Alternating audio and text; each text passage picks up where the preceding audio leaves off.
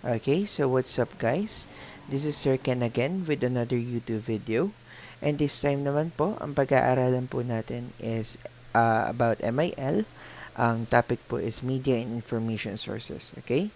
So if hindi pa po kayo subscriber ng aking YouTube channel, you can click po yung red button dyan below and then i-ring nyo na rin yung bell para lagi po tayo notified sa mga uploaded ko pong lesson pagdating po sa ating MIL. Okay? So, let's start. Okay, media and information selection and criteria. So, first is the reliability of information. So, these are information, or information is said to be reliable if it can be verified and evaluated. Others refer to the trustworthiness of the sources in evaluating the reliability of information. Okay, so like for example, when you are like for example, pagka meron tayong nabalitaan sa ating sa YouTube or even sa ating social medias, sa ating social media. So, do you think guys, we should believe agad po sa mga nababasa po natin pagdating sa social media natin? Well, the answer for that, so um let me answer that question po. So, the answer is no. Of course, we have to evaluate po muna or i-verify po muna yung different information na meron ang isang tao before we um, trust yung source before we trust the sources in it. So baka po mamaya it provides fake news lang muna. So akala lang natin because their contents is very proper yung pagkakasalita or even very convincing po yung pagkakapost po nung pagkakapost or pagkakasabi ng isang tao. So even though may some instances na ganun yung scenario natin, we have to verify or we have to evaluate po muna yung mga sources po natin in order to have or in order to get the trustworthiness of the sources po. Okay, so the accuracy of information. Accuracy refers to the closeness of the reports to the actual data. Measurement of accuracy varies depending on the type of information being evaluated. So forecasts are said to be accurate if the report is similar to the actual data. So also financial information is considered accurate if the values are correct, properly classified and presented. So one good example dito, tulad nga nung nasa PowerPoint po natin, is si forecast po natin. So we all know that weather forecast should be accurate at all times. That's why, di ba, minsan naiinis tayo like, for example, when nasuspend yung class, then hindi naman pala uulan that day or wala naman palang sudden na bagyo or kung ano man that day. Then after nung resume na po ng classes, saka po dadagsa ang ulan, saka po magkakaroon ng mga different signals po. So, but ngayon, during but ngayon during this time na po ng pandemic, nagiging accurate na po yung weather forecast po natin. And I think through the use of different tools or even yung pag-improve ng ating weather forecast, so nakukuha niya na po or mas reliable na po yung mga information na nakukuha po natin pagdating po sa mga weather po natin. Okay? Next is the value of information. Information is said to be of value if it is aid the user in making or improving their decision. So one good example of this one is yung vaccine po natin. Of course, the value of information pagdating sa vaccine po natin is always provided. So hindi naman tayo or hindi naman tayo pinipilit ng ating government or even our health workers to get vaccinated. So pero it they are providing a value of information through it. Like for example, kung ano po ba yung mga benefits. So makikita naman natin to sa different advertisement. Some YouTubers. So some YouTubers are also saying the benefits of it. Even yung television po natin na much more reliable yung source, such as yung mga media page for news, and even yung mga health workers po natin. Sinasabi po nila yung mga tamang information na malalaganap, or tamang information na makukuha natin once na nagpa-vaccine po tayo. And with that, so kung na-improve yung decision making, pagdating sa pagpapavaccine, then it provides a good value of information po through it. Okay? So one maganda example po natin dito is vaccination po sa value of information. Next po natin is the authority of sources po. Much of the information we gather daily do not come from a primary source but are passed on through secondary sources such as writers, reporters, and other likes. So sources with an established expertise on the subject matter are considered as having sound authority on the subject. So pagdating sa authority of sources po natin, like for example sa mga information of sources po natin, so we have to get, or we have to make sure that it is reliable. So from verified sources po natin, or even sa writers and reporters, not just sa social media na nakikita po natin, or even sa TikTok. So even sa TikTok or sa YouTube po na content. So again, meron naman po tayong mga authority sources po na or meron po tayong mga authority sources na bago po sila magbalita, supposedly, is dapat po inaaral po muna nila ito, and at the same time po ay binabasa po nila yung contents in order for them na makapag-provide na much more reliable sources po. Next is yung timeliness.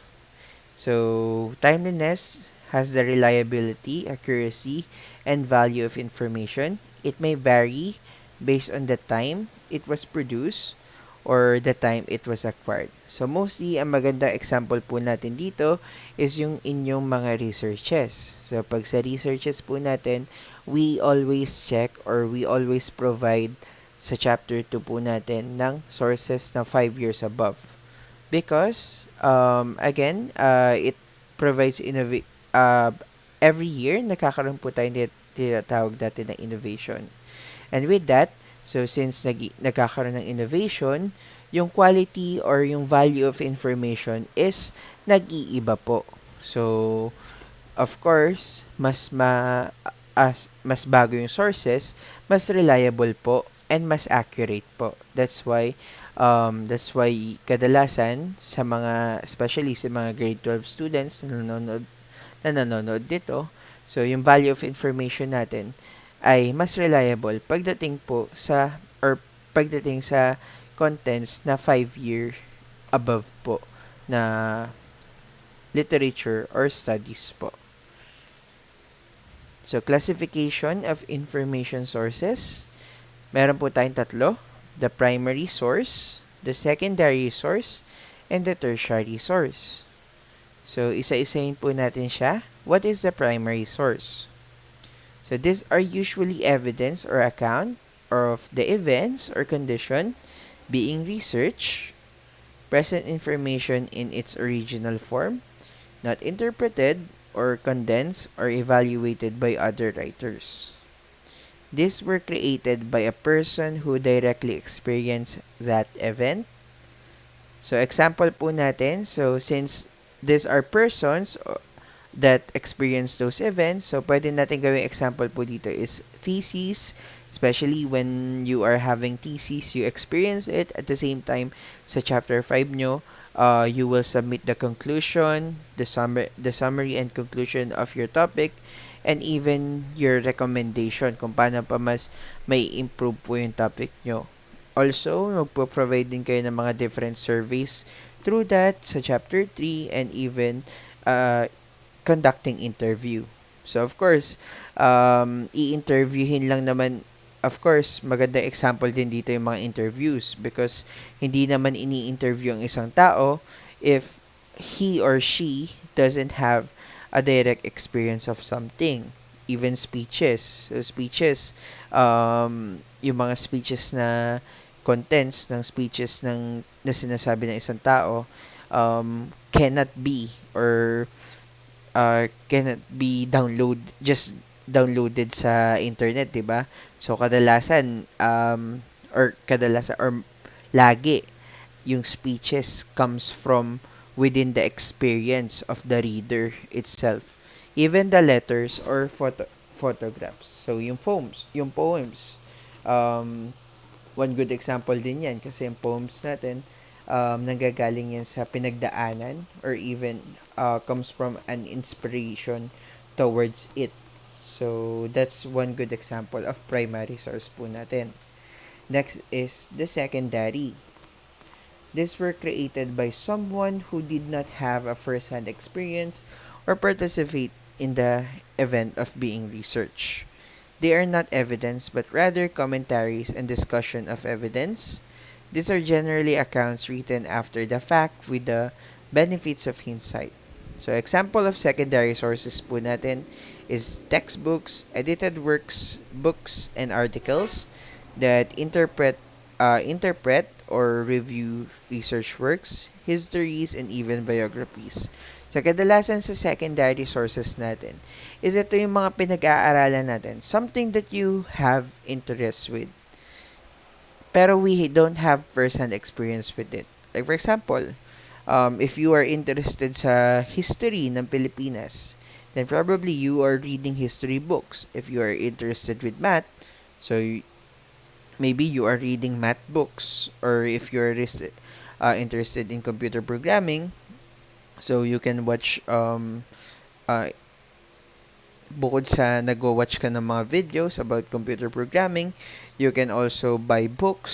So, to read po or para madagdagan pa yung kaalaman pagdating po dun sa subject matters na yon. Okay?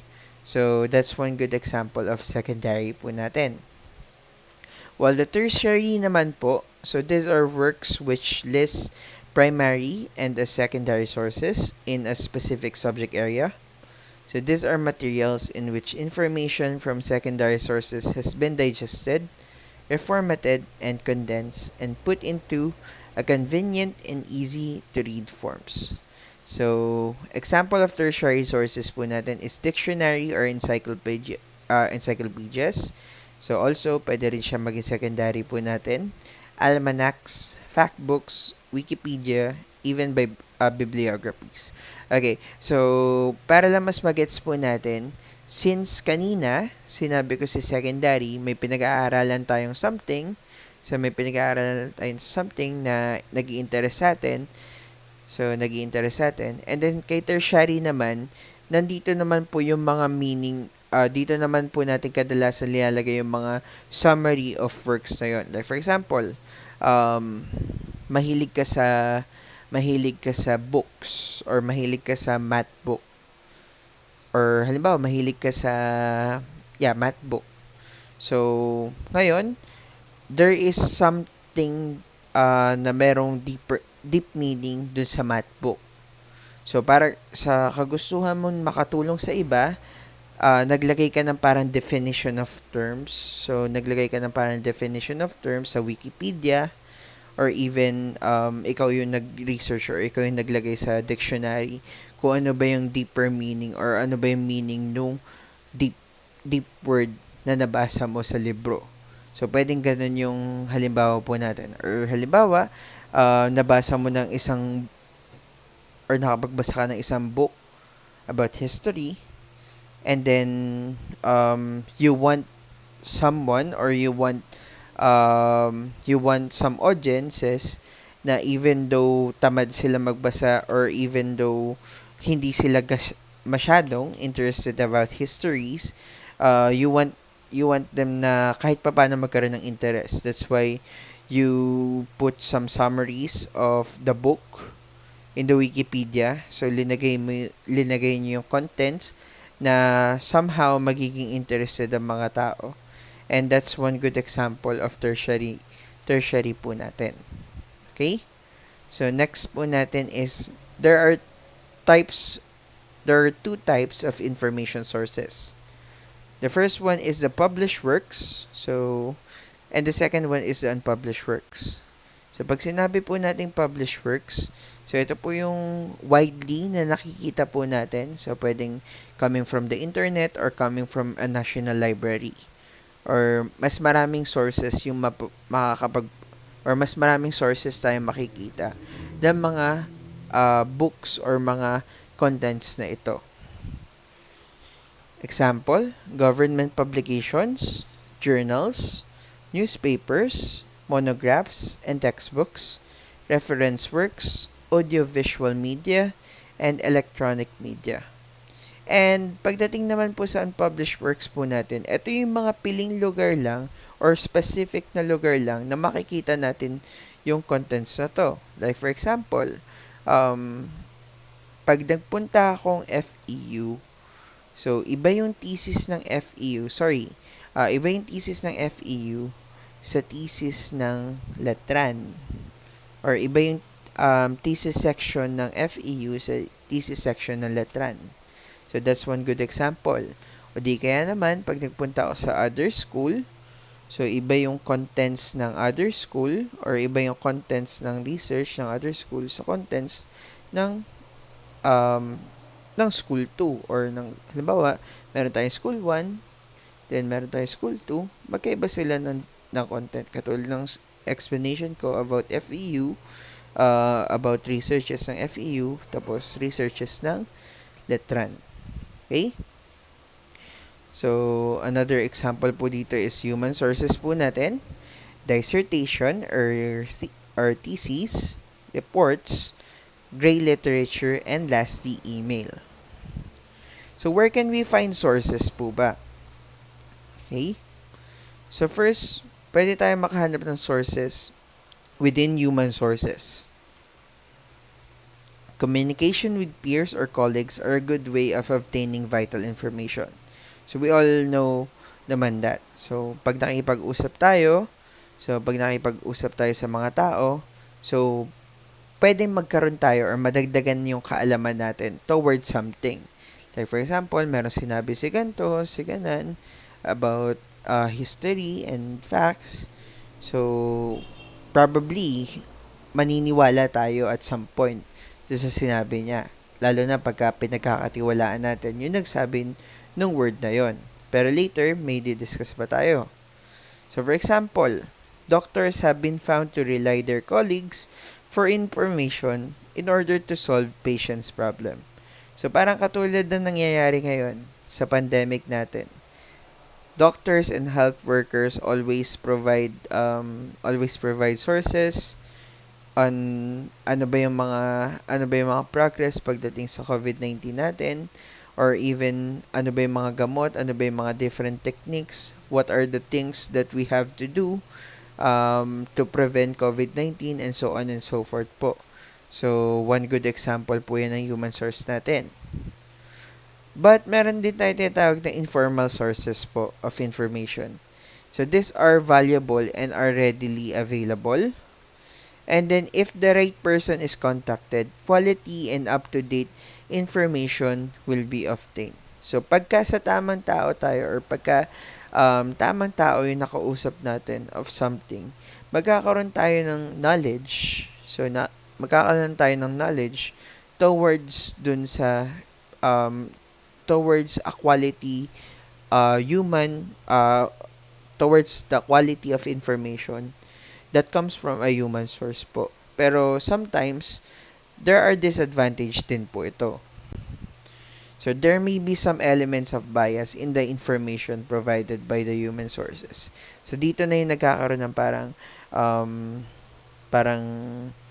dagdag biases. Let's say, halimbawa, pagka um, nagkakausapan about sa, let's say, halimbawa, government. So, of course, a lot of people have different opinions pagdating po sa government. Pwedeng halimbawa kay friend mong 1, magaling si gantong tao, kay friend mong 2, magaling si gantong presidente or si gantong official, kay friend mong 4 naman, iba rin yung pananaw niya pagdating dun sa human source na yun. And with that, since pinagtatanggol po natin or since nga halimbawa yung information po natin is iba-iba towards dun sa pinaniniwalaan natin, sometimes it causes biases.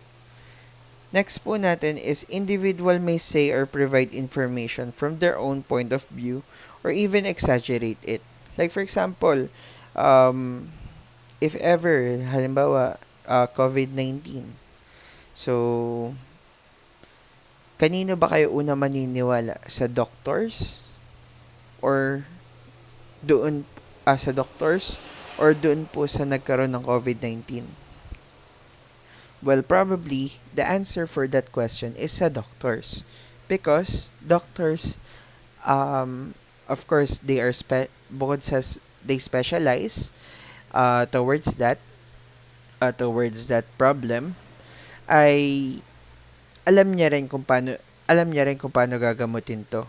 Unlike sa halimbawa sa mga taong nagkaroon ng COVID-19. So, kung halimbawa maniniwala tayo sa mga taong nagkaroon ng COVID-19, there are possibilities kasi na gumagana sa kanila yung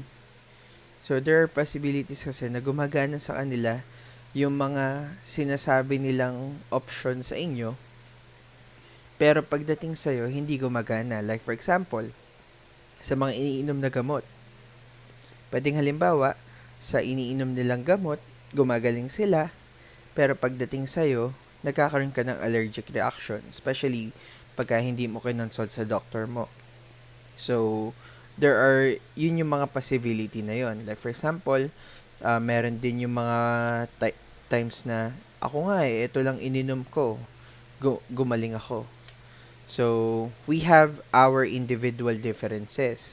So, with that, pagka naniwala tayo sa human sources po natin, kadalasan po, dito po tayo nagkakaroon ng problema po.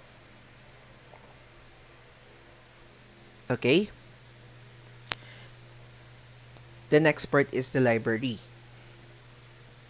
Libraries collect quality of information in a wide variety of formats. Libraries select books, journals, magazines, databases, CDs, DVDs, government reports for use by their own or by their patrons. The selection process enables library to collect resources considered to be reliable, relevant, and valuable. Library materials, unlike those found on the internet, go through a review process, and libraries provide access to references, resources, books, periodicals, and other materials in both print and electronic formats for use by the patrons. Okay? Some libraries specialize in information materials like rare books, maps, unpublished manuscripts, and other specialized collections. Now, there are 4 types of library: academic, public, school, and special. It can be digital or physical or even form. Now, pagdating sa library, guys, it library really provides good information sa atin. So especially po pagka especially po pagka halimbawa naghahanap tayo ng facts about something. So of course, pagdating sa mga libro, Hindi naman agad-agad nababago yan. Unlike from the internet. And pagdating sa libro, rini-review po yan ng mga experts bago po ma-publish yan. That's why, pagdating sa mga reliable sources, for me, books coming from the library can provide good sources rather than in the internet.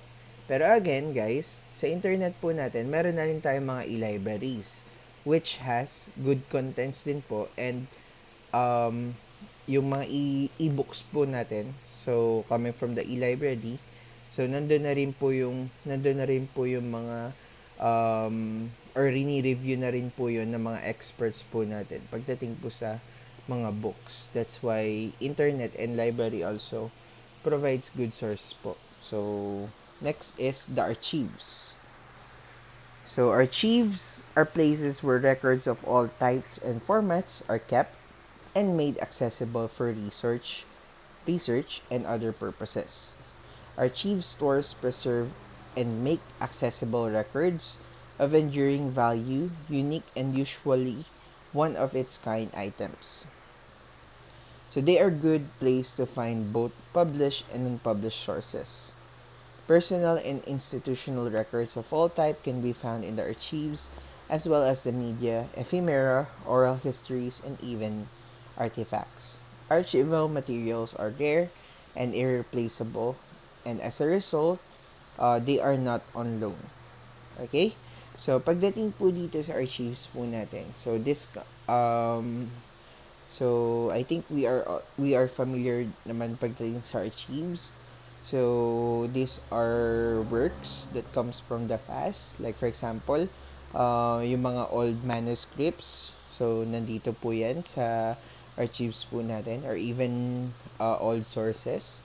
So probably kung ano yung meron sa books. So kung ano yung mga merong updated sources coming from the books.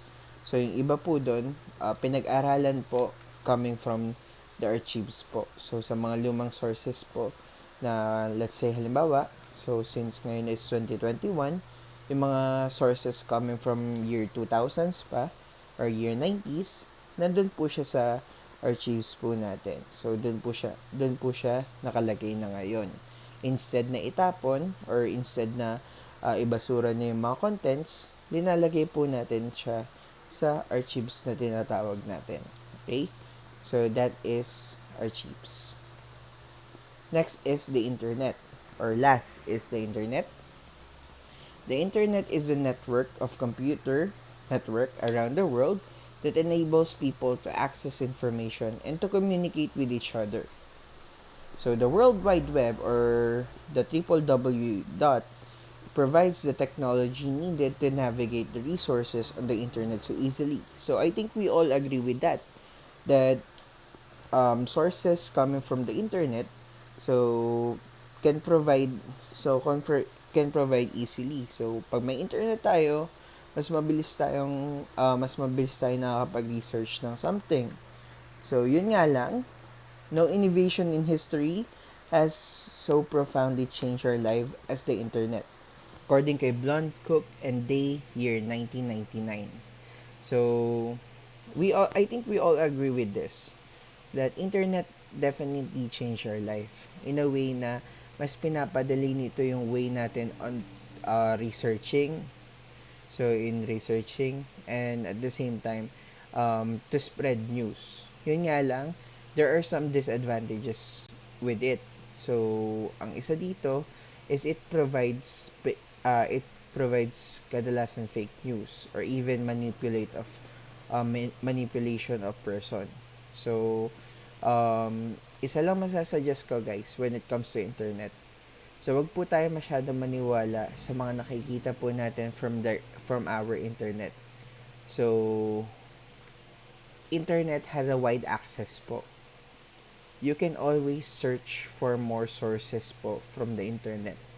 Halimbawa, nakakita na kayo ng other sources or speech lang yung nakita nyo, or halimbawa, it comes from not so reliable sources, then pwede po tayo mag-research in just one click or in just one search coming from the Google, marami tayong reliable sources na makikita. And that's one good part of it.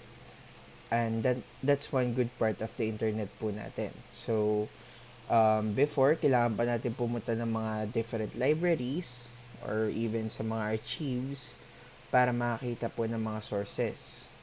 So, or kailangan pa natin makipagchikahan or kumausap ng mga professional para makakuha ng sources. But now, through the use of internet, so, kaya na rin nating, so, mas mabilis tayo makakakuha ng information. But it's up to us kung paano po natin papalawakin or paano po natin kukunin yung idea ng pagkuha ng tamang reliable source po. So marami naman po tayo reliable source pagdating sa mga news or reliable source pagdating sa or probably yung mga unang makikita natin sa Google, sila po yung most viewed and kadalasan, quote and quote, kadalasan, yun po yung mga reliable source po natin. Okay? So that ends our lesson. I hope you learned something. So God bless everyone and have a great day.